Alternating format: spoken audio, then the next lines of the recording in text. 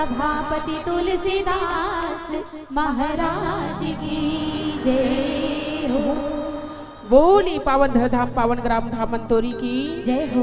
बोली आज की आनंद की जय हो। बोली समस्त ग्राम देवी देवताओं की जय हो।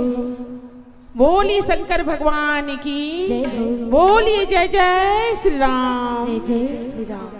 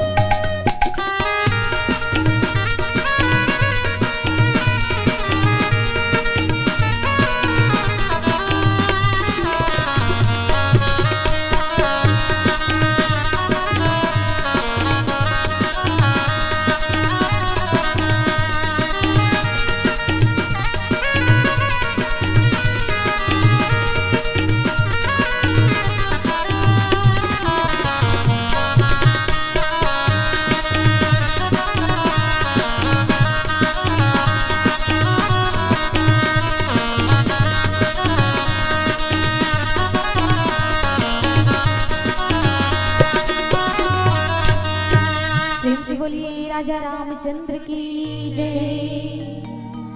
छत्तीसगढ़ बहतारी के पावन कोरा में विराजमान पावन धरधाम पावन ग्राम धामंटोरी, जहाँ ज्ञान भक्ति वैराग्य